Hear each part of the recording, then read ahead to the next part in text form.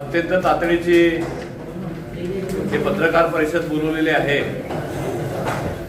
कारण आपल्या सर्वांना माहित आहे की काल कामठीमध्ये जो प्रकार घडला त्या विषयावरती आदरणीय आमचे नेते, या महाराष्ट्र राज्याचे लोकप्रिय महसूल मंत्री चंद्रशेखर बावनकुळे साहेबांनी काही लोकांनी बदनाम करण्याचा प्रयत्न केला।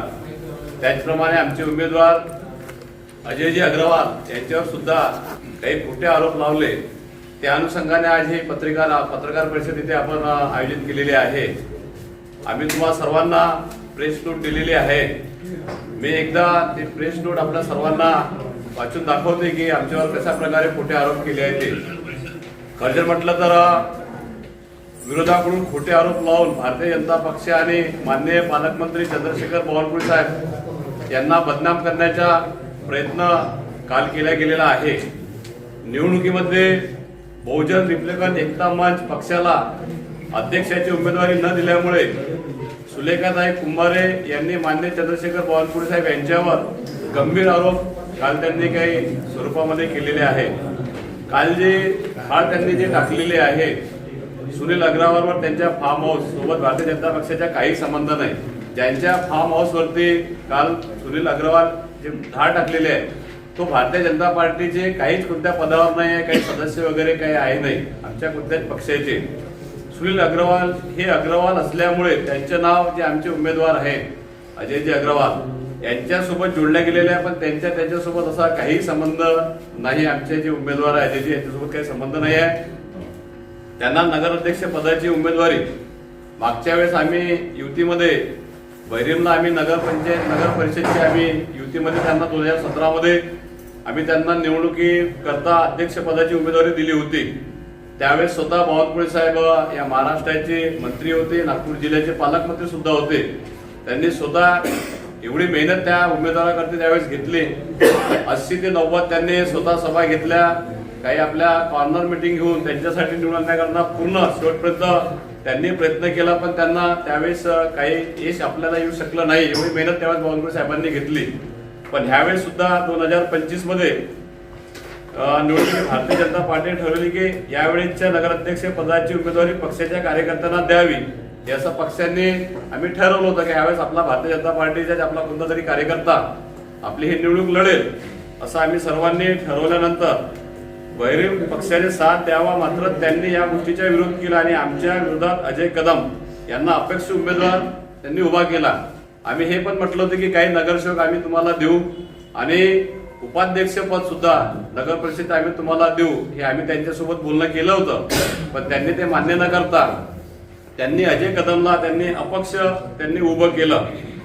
निवडणुकीच्या पहिल्या दिवसापासूनच ज्या दिवशी फॉर्म भरला त्या दिवसापासूनच ताई आणि त्यांचे काही कार्यकर्ते हे नेहमी आमच्या बावनकुळे साहेब हे यांच्यावर गंभीर आरोप करणं आणि बदनामी करण्याचे त्यांनी तेव्हापासूनच सुरुवातीपासून षडयंत्र केले। त्यांनी काही व्हिडिओ सुद्धा सोशल मीडियावर टाकण्याचा प्रयत्न केला आणि सोशल मीडियाच्या माध्यमातून सुद्धा बदनाम करण्याचा प्रयत्न केला। निवडणुकी दरम्यान शहरामध्ये आयोजित सभा अडवण्याचा सुद्धा प्रयत्न केला। एक आमच्या असं बावनकुळे साहेबांनी एक भागुबाई म्हणून सभागृह आहे ते जिथे अजय कदम राहतात त्यांच्या बाजूला, त्या भागुबाई सभागृहाकरता बावनकुळे साहेबांनी पैसे स्वतः निधी देऊन ते मंदिराचा जीर्णोद्धार केलेला आहे। पण त्यांना ते गोष्ट पचत नव्हती, तिथे आम्ही सभा घेण्याचा प्रयत्न केला। ती सभा सुद्धा त्यांनी आमची तिथे होऊ दिलेली नाही, अशी त्यांनी बरेचसे असे कारस्थान करण्याचा त्यांनी प्रयत्न केला। माननीय सुलेखाताई निवडणुकीच्या आधी बावनकुळे साहेबांच्या प्रशंसा करायच्या, म्हणजे आजपर्यंत बावनकुळे साहेबांनी जे कामठी शहरमध्ये काम केलेलं असेल त्याच्यामध्ये ड्रगन पॅलेस असो किंवा इतर आमचे जे वृद्ध बांधव राहतात त्या ठिकाणी मोठ्या प्रमाणामध्ये बावनकुळे साहेबांनी जेव्हा मंत्री राहिले, आमदार राहिले, त्या शहराच्या सर्व दलित शोषित पीडित लोकांच्या कल्याणाकरता त्यांनी काम करण्याचा प्रयत्न केला। पण आणि स्वतः ताई त्यांची प्रशंसा करायची की बावनकुळे आहे तर या शहराचा विकास आहे, या क्षेत्राचा विकास आहे, असं सुद्धा त्या प्रशंसा करायच्या। पण मध्यंतरी त्यांनी ते पुन्हा बंद केलं, मात्र तिकीट नाही दिले, त्यामुळे त्यांना ते बदनामी करायला सुरुवात केली। सुनील अग्रवाल यांच्या फार्म हाऊसवर झालेली घटना याचा एक भाग असायला म्हणायला काही हरकत नाही। तो फार्म हाऊस आणि सुनील अग्रवाल यांच्याशी यांच्या अजय भैयाचा काही संबंध नाही. हा फार्म हाऊस कामठीच्या बाहेर आहे, त्यामुळे कामठीमधील निवडगावात त्याचा काही संबंध येत सुद्धा नाही. कदाचित आम्हाला बदनाम करण्याकरता कुमारताई यांनी आपली माणसं आणून फार्म हाऊसवर धाड टाकली असं म्हणायला हरकत नाही. काँग्रेसचे उमेदवार शकूर नागानी यांच्या सोबत घेऊन, म्हणजे काँग्रेस आणि बैरेगा दोघांनी बी षडयंत्र रचलं आणि त्याच्या जे भाग की ते शकूर नागाने जे उमेदवार होते आपले विरोधीवाले यांना सोबत घेऊन तिथे त्या पोहोचल्या. तिकीट नाही दिलं म्हणून पालकमंत्री बावनकुळे साहेब यांना बदनाम करण्याचे सगळं त्याच्या मागचं षडयंत्र आहे की आम्हाला तिकीट हवी होती. तिकीट न दिल्यामुळे त्यांनी हे सगळं षडयंत्र केलं असं म्हणायला हरकत नाही. पर आपलं नेमकं काय म्हणणं आहे, आपली काय भूमिका आहे, काय सांगा. कल जो प्रकरण घटा है कामठी नगर परिषद में, कांग्रेस और सुलेखाताई का कैंडिडेट तो बहुत पीछे है, चौथे पांचवें नंबर पे. कांग्रेस और सुलेखाताई कुमारी ने मिलकर षड्यंत्र रची है, क्योंकि सुलेखाताई कुमारी को टिकट न मिलने से उनको नाराजगी थी और कांग्रेस को चुनाव हार रही थी.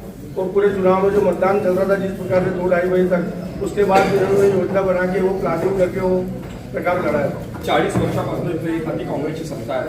यंदा कमळ करूया कारण की कार्यकर्त्यांच्या जगाला उमेदवारी दिली आहे. या भीतीपोटी हे संपूर्ण आरोप विचार लागला असं तुमचं म्हणणं आहे का? हाँ ऐसा ही है ना, वो चुनाव हार रहे हैं. भारतीय जनता पार्टी में बहुत ज्यादा उर्दू से चुनाव जीत रही है, तो कांग्रेस को सुलेखाताई कुमारी को बहुत धक्का लगा उस बात पे. और सुलेखाताई कुमारी का कैंडिडेट कितने वोट लेगा ये काउंटिंग के दिन आप देख लेना, आपको उसी वक्त समझ में आएगी ये घटना क्यों घटी का. ज्या फार्म हाऊसवर कारवाई झाली त्या फार्म हाऊसशी आपला काय संबंध आहे, त्या ठिकाणी मिळालेले पैसे असू दे किंवा इतर साहित्याचं त्याशी आपला काय संबंध आहे, आरोप तुमच्यावर लावला जातो.